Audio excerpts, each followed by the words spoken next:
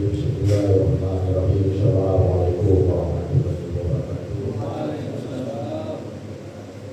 Wa yuridu an yaqulu wa nasbaqallahu wa la nasri wa bil mu'minina wa la tu'minu qulubihim la wa ta'ala bil amri jami'an ma la ta'ala qulubihim walakin Allah la ta'ala innahu azizun hakim.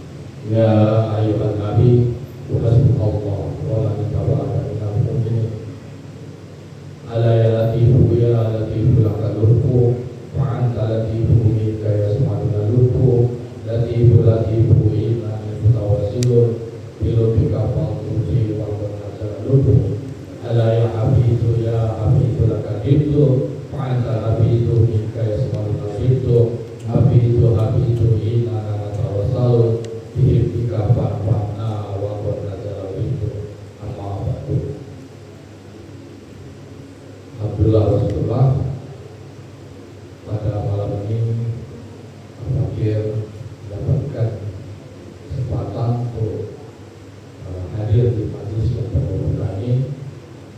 Mohon izin pada para kiai, para asatidz semuanya, khusus pengurus cabang Nahdlatul Ulama wilayah Jakarta Barat dan MUC,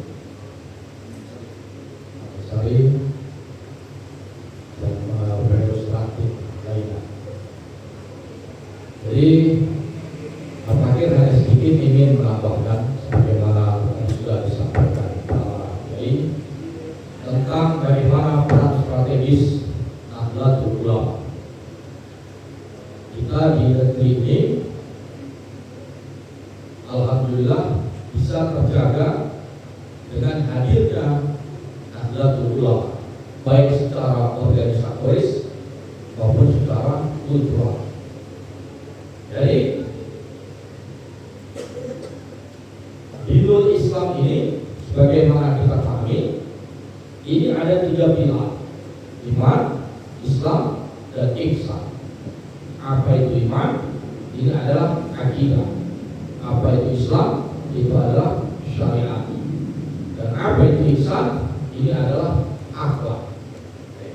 Rasulullah SAW sudah memberikan petunjuk kepada kita, generasi terbaik dalam Islam itu adalah generasi salafus saleh, generasi salafi.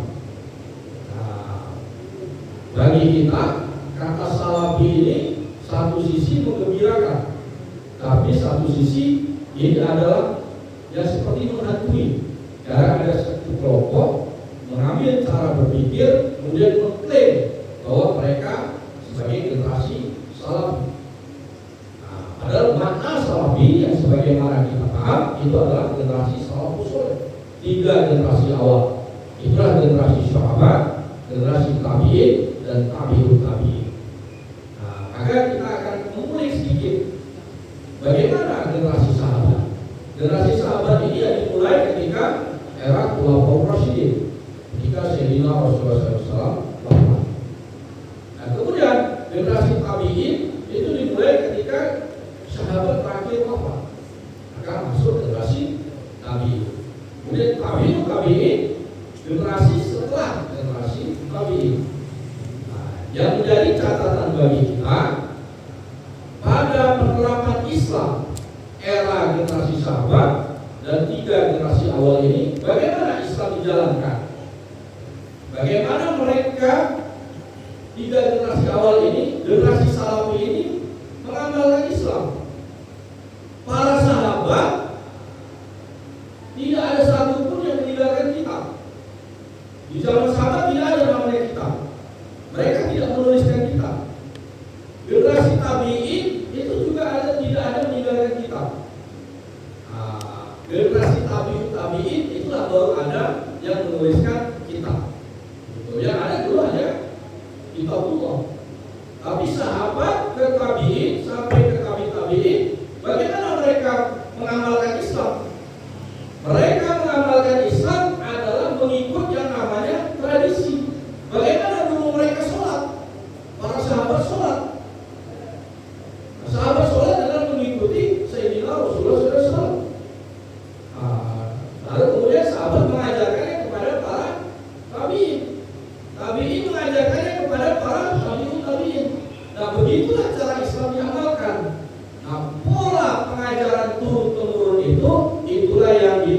dengan tradisi, itu tradisi Islam.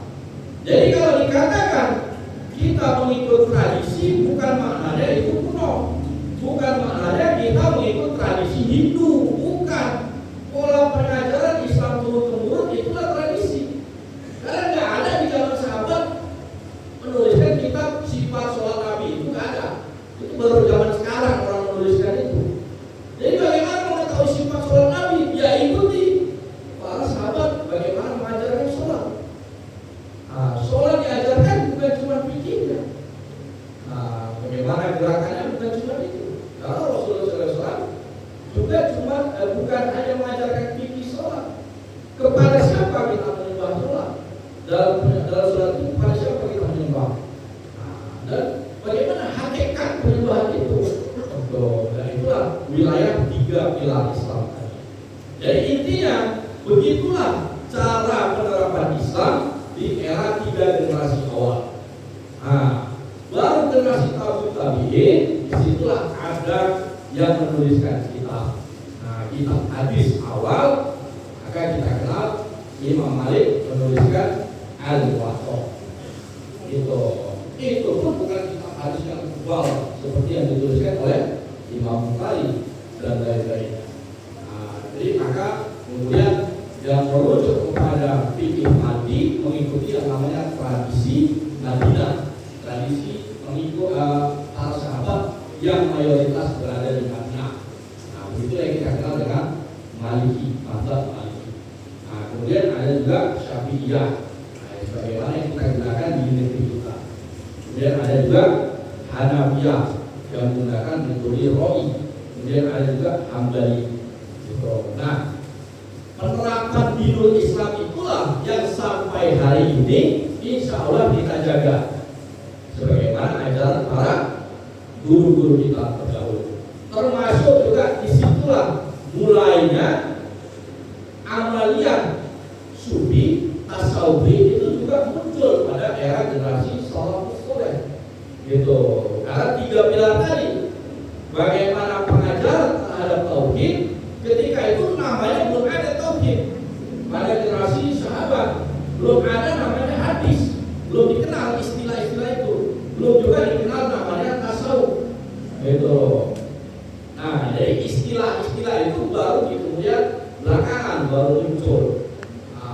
Jadi kitab hadis awal itu pun dijelasin tabi'in.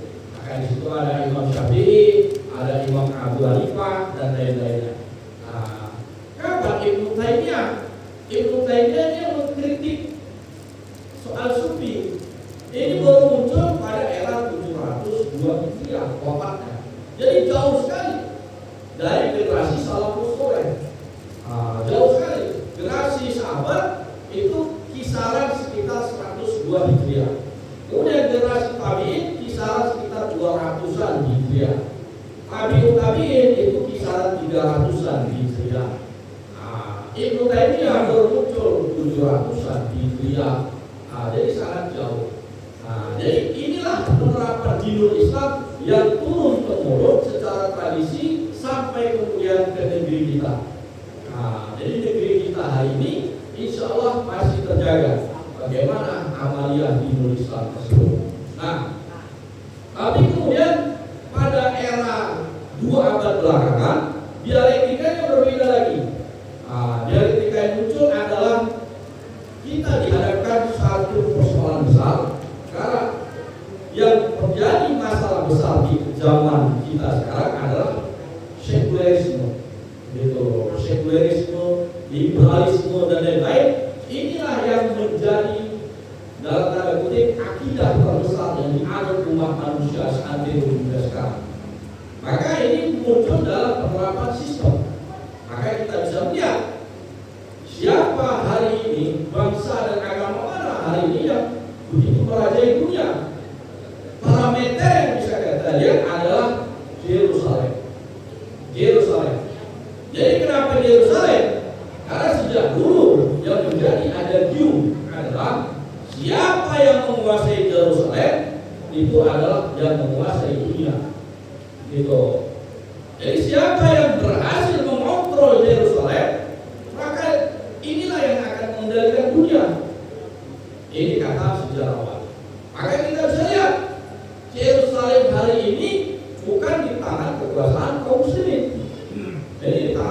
Yahudi.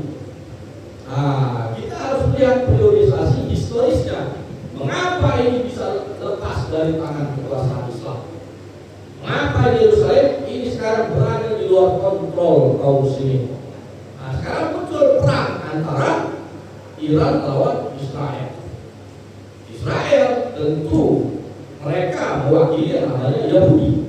Terlepas apakah mereka sudah malpraktek dari ajaran Yahudi, tapi sukunya adalah suku Yahudi. Karena Yahudi ini adalah agama yang tertutup. Tidak mungkin ada orang Jawa menganut agama Yahudi kalau dia bukan keturunan Bani Israel. Gitu. Jadi kalau ada tiba-tiba orang Jawa datang ke timur ratapan walaupun pakai kumpulnya Yahudi, nyembah-nyembah itu hanya bikin malu. Karena nggak mungkin dia masuk agama Yahudi, nggak ada. Kecuali keturunan Bani Israel. Nah, berbeda dengan agama Nasrani dan agama Islam. Jadi agama yang terbuka. Bangsa manapun bisa memeluk Islam. Gitu. Jadi jangan bermimpi kita menjadi menganut agama Yahudi. Nggak bisa. Gitu. Nah, jadi Yahudi hari ini mereka mengontrol Yerusalem. Ini baru terjadi hanya kisaran 1 abad belakangan.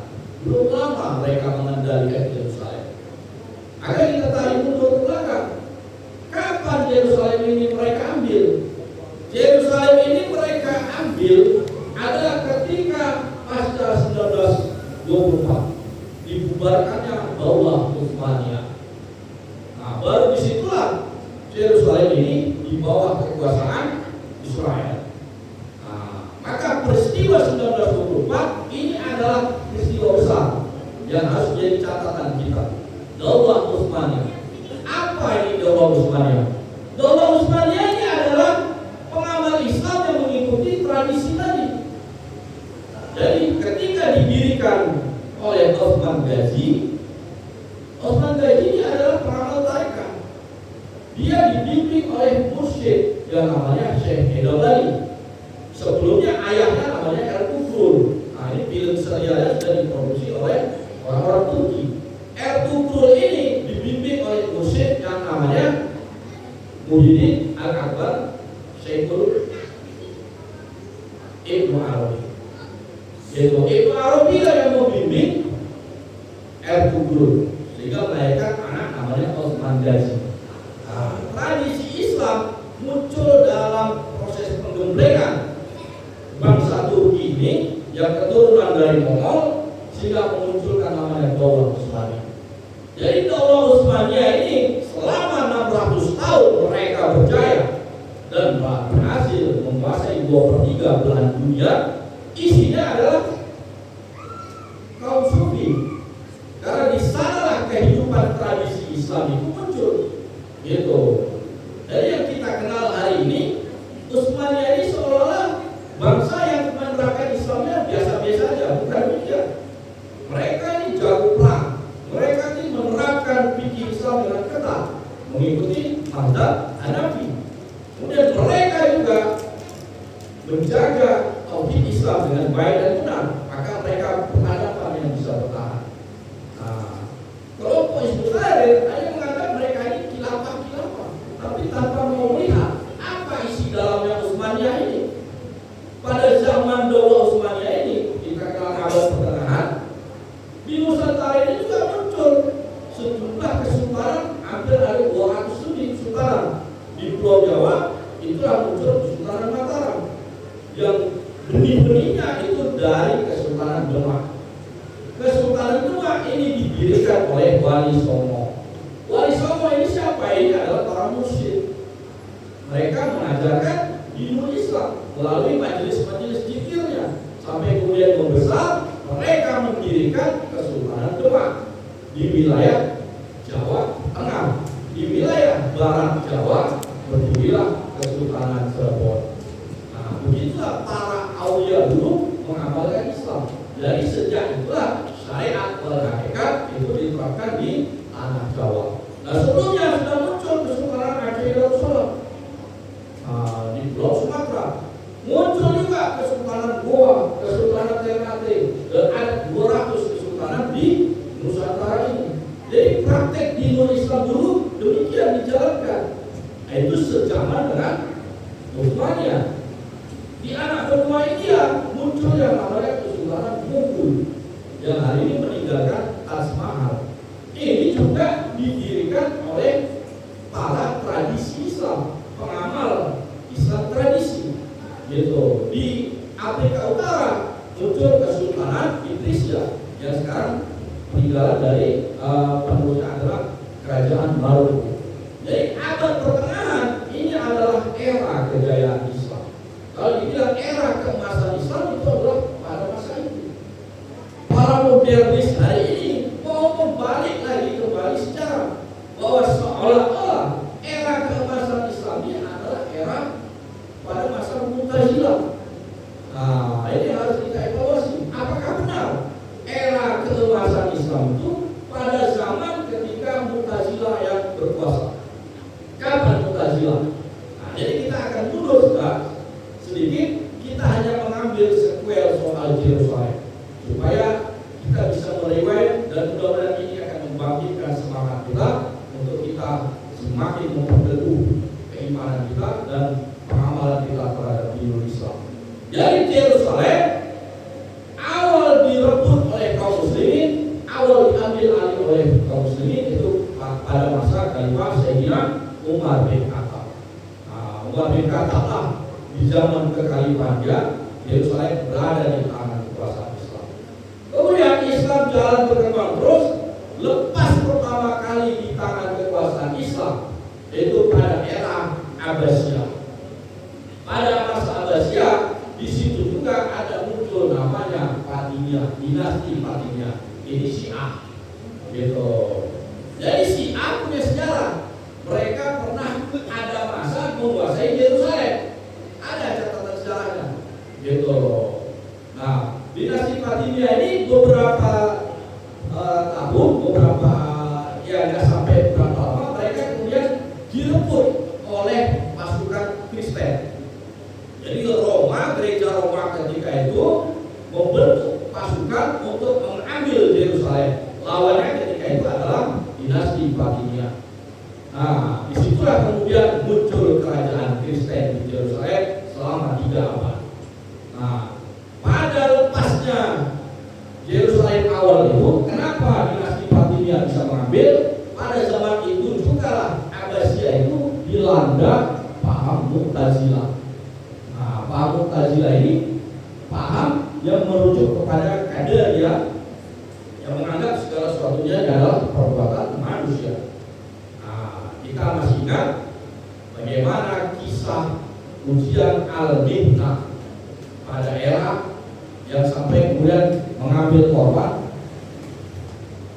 Imam Ahmad bin Hanbal.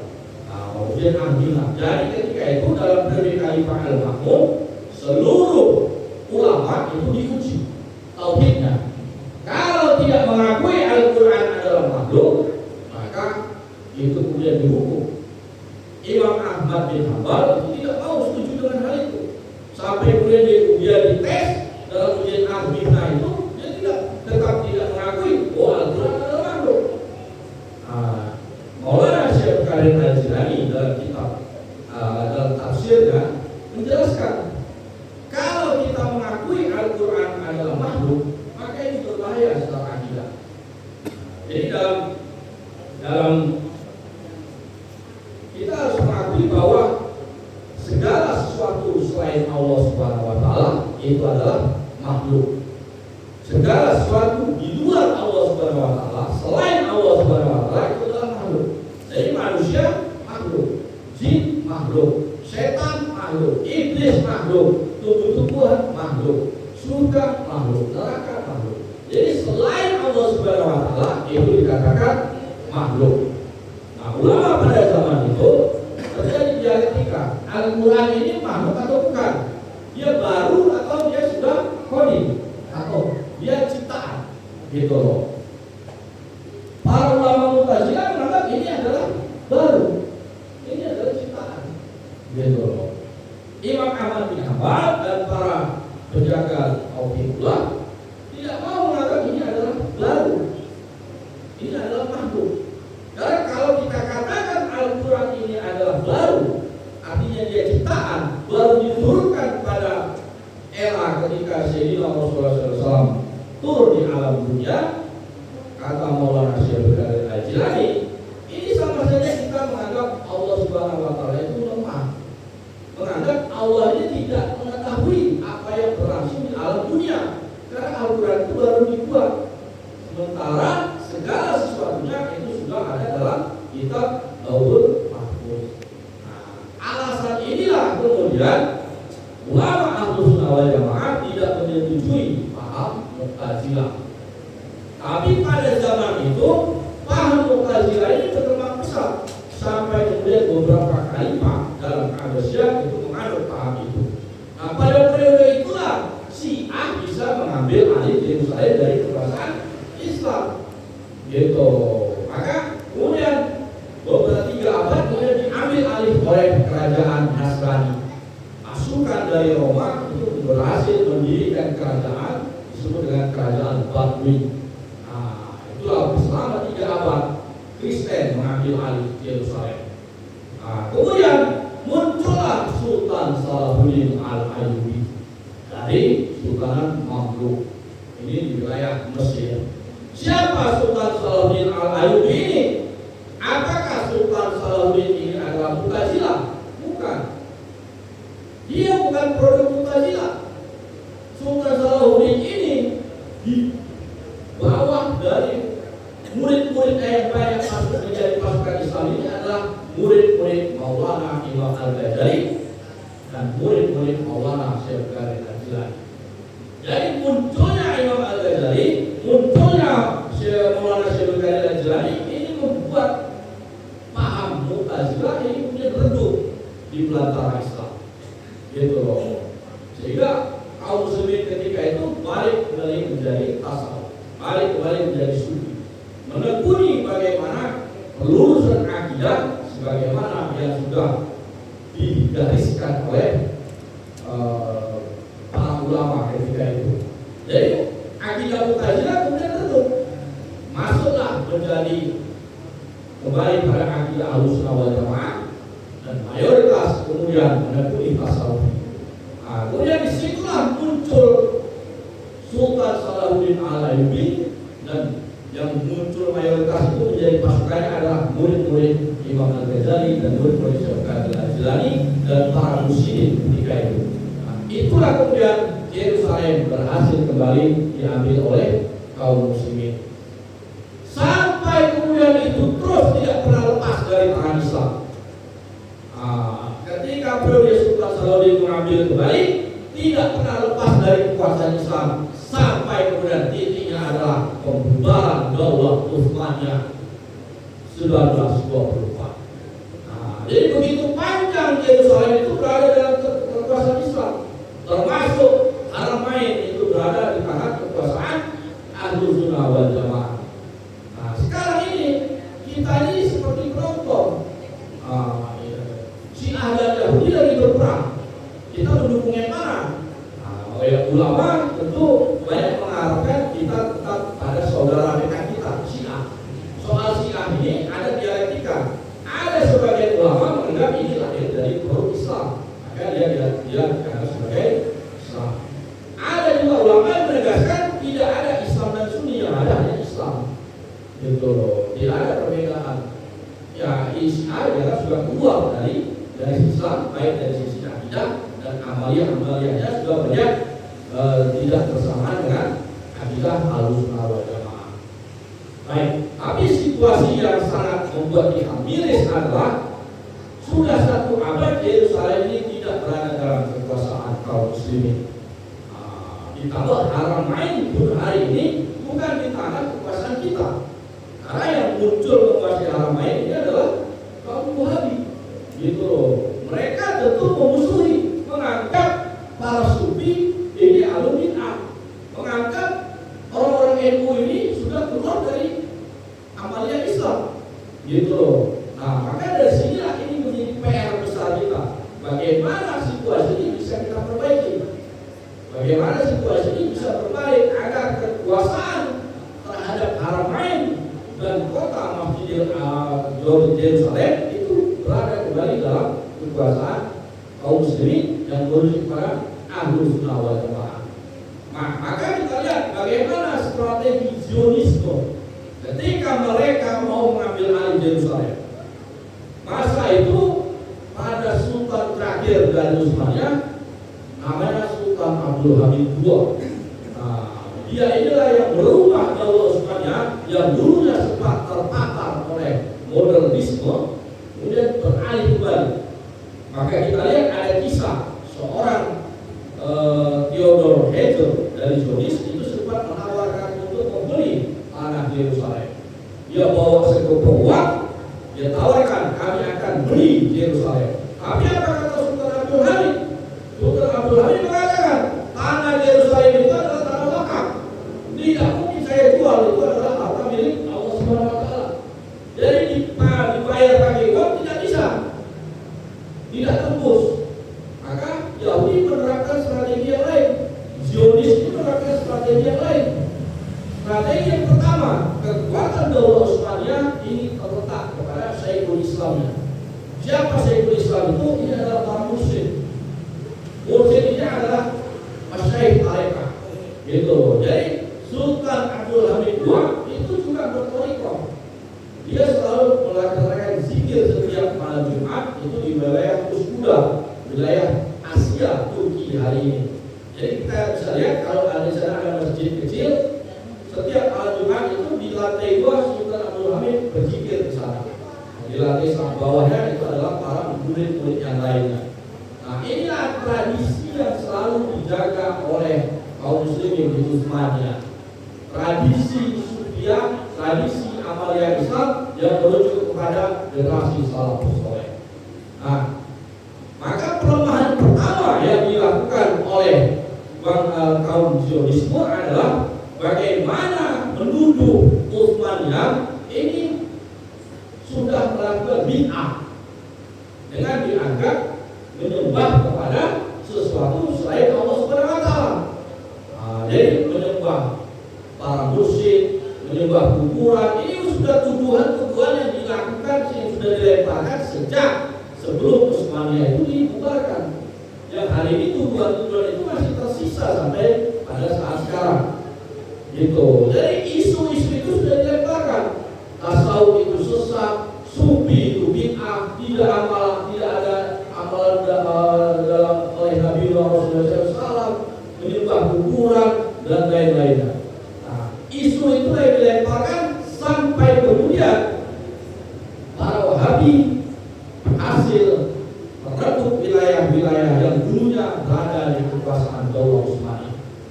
Maka kalau dilihat kapan Saudi itu merdeka?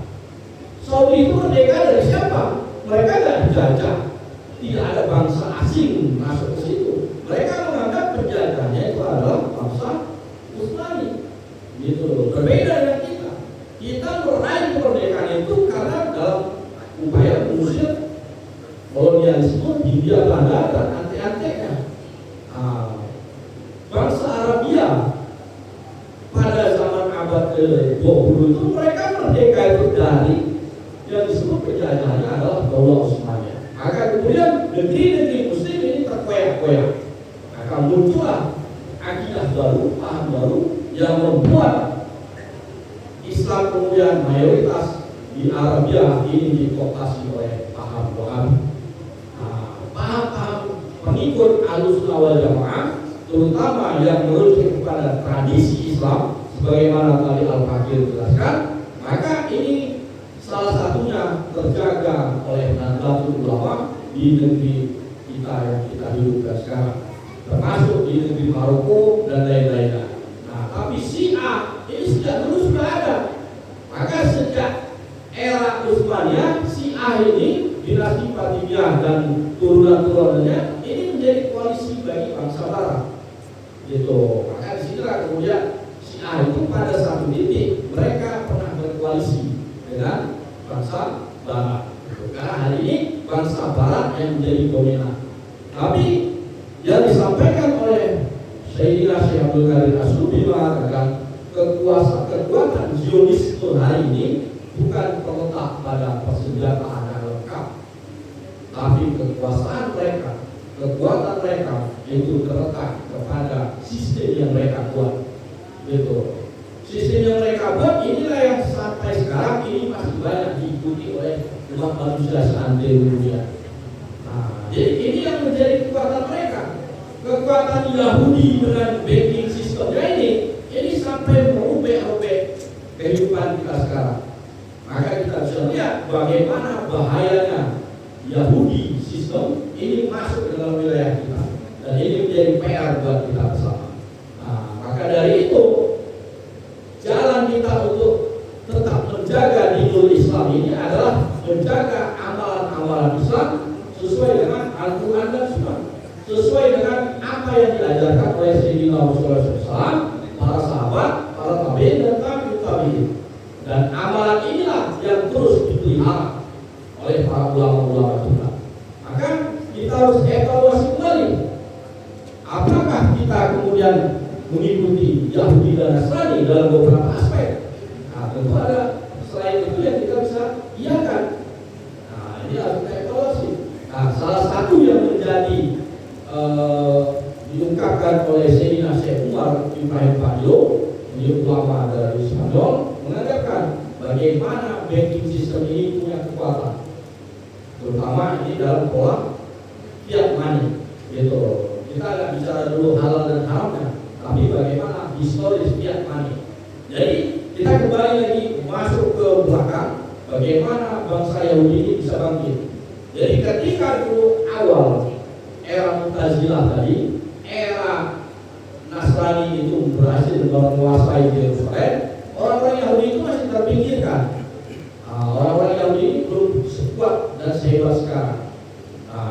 Sampai kemudian pada saat itu mereka masih pedagang uang di pinggir kota Venesia. Namanya ada pelabuhan di kota Venice. Ketika itu beberapa orang Yahudi itu membuka usaha penitipan uang. Namanya modalnya satu meja dan satu kursi. Nah, kursi dalam bahasa Latin ini disebut dengan bangku. Dalam bahasa Portugis disebut juga dengan bangku. Bangku kalau kita kenal. Nah, jadi satu meja dan satu kursi. Mereka duduk di pinggir pelabuhan. Kemudian orang-orang ketika itu uangnya adalah emas dan perak, gitu. Maka datanglah si A menitip kepada si bangku ini. Kemudian penitipan itu diberikan kwitansi, tanda terima, diberikanlah 100 dinarius ketika itu.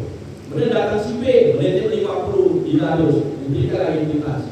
Datang si C menitip 300 dinarius, dikasih kwitansi. Lama-lama orang semua menitip uang di situ, dapatlah namanya kwitansi, tanda terima. Nah, si A dan si B ini kemudian terjadi transaksi. Nah, maka kemudian si A membeli suatu barang kepada si B, tapi tidak menukarkan uangnya dulu kepada si bangku tadi, melainkan memberikan kwitansi secari kertas tadi. Nah, ternyata tanda terima itu kwitansi yang diberikan oleh si bangku ini diterima oleh para nasabah. Maka si bangku ini pun kemudian membuat usaha baru yang namanya disebut dengan peminjaman uang. Peminjaman uang, datanglah si G atau si H datang meminjam uang pada si bangku, meminjamlah 100 dinarius, dibayarkan dengan bunga tambahan.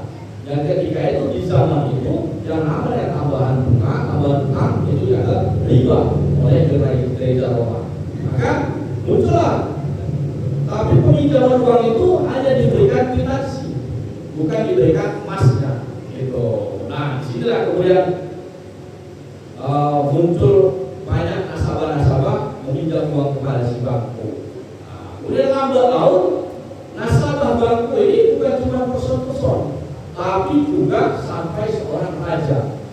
Nah, raja pertama kerajaan yang meminjam uang kepada bangsa Yahudi yang kemudian berhasil memupuk kekayaan dengan mekanisme perdagangan tadi adalah Raja Inggris ketika Revolusi Inggris tahun 1680. Jadi Revolusi Inggris adalah keluarnya kerajaan Inggris dari Liga Imperium Romanum Sacrum. Jadi dulu semua kerajaan-kerajaan Eropa pada abad pertengahan itu mereka semua berada dalam Imperium Romanum Sacrum. Nah, ini dibawa dari gereja Roma yang membaiat dan mengangkat raja Belanda, raja Inggris, raja Swedia, raja Spanyol, raja Prancis, itu adalah gereja Roma. Maka disitulah kemudian mereka diangkat dan diberikan pengesahan oleh Roma.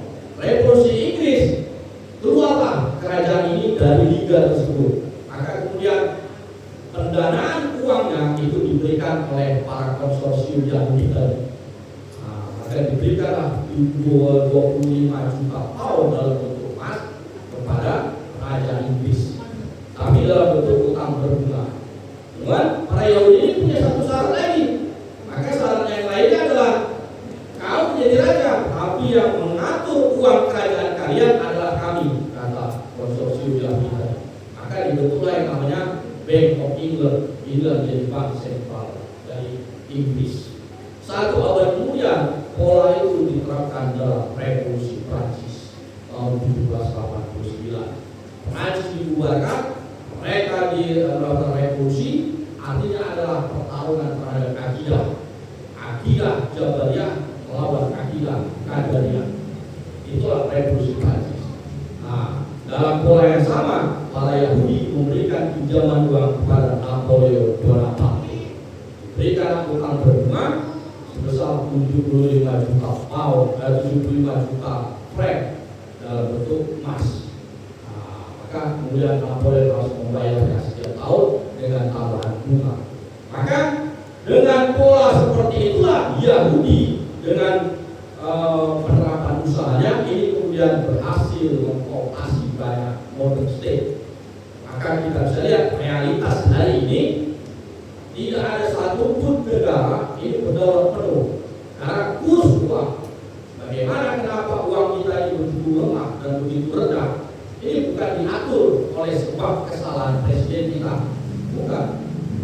Ini adalah satu konspirasi dunia yang ini diatur oleh banking system yang ini bos besarnya adalah para Yahudi. Maka kita bisa lihat ada Rothschild, Rockefeller dan lain-lainnya.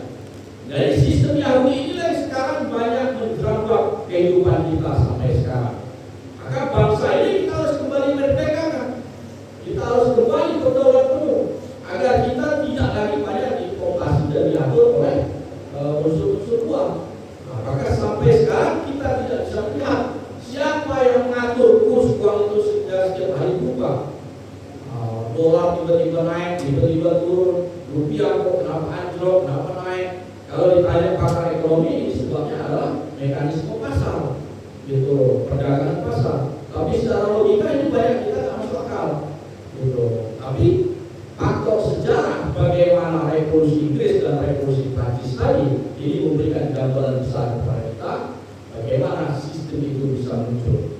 Maka kita tidak heran Yahudi kemudian berkuasa sampai kemudian berebut Yerusalem 1924 dengan dibubarkannya Daulah Utsmaniyah.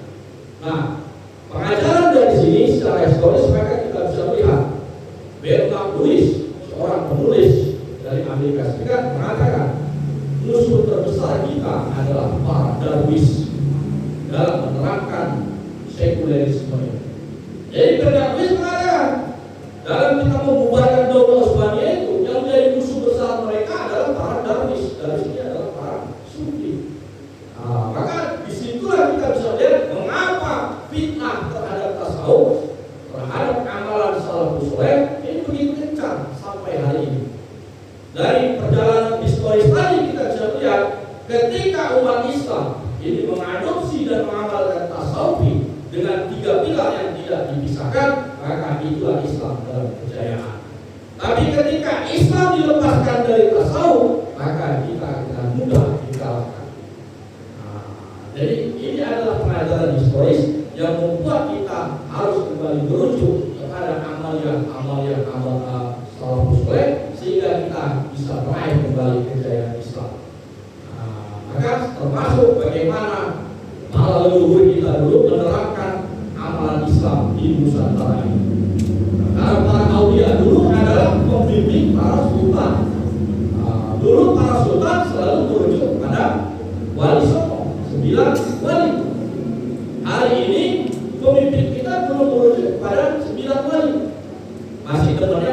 kepada 9 naga. Maka hari ini tugas kita untuk menginsight kembali agar negeri ini kembali kita selaraskan dengan amalan-amalan salafus saleh, terutama pentingnya tasawuf untuk kita amalkan bersama-sama, dan pentingnya karena situlah kunci zikrullah sebagai fondasi kekuatan dan kejayaan Islam. Mudah-mudahan ini bisa memberikan gambaran buat kita semua secara historis bagaimana dulu Islam pernah mengalami kejayaan, bagaimana dulu Yerusalem pernah berada dalam kekuasaan umat Islam, dan bagaimana dulu Islam pernah mengendalikan dunia. Dan ini menjadi tugas dan tanggung jawab kita semua agar kita kembali merengkuh kemenangan dan kejayaan Islam. Demikian yang bisa Al-Fadil. Atas kesalahan dan khilaf Al-Fadil sepenuhnya mohon maaf. Wabillahi taufiq wal hidayah. Assalamualaikum warahmatullahi wabarakatuh. Terima kasih kami sampaikan.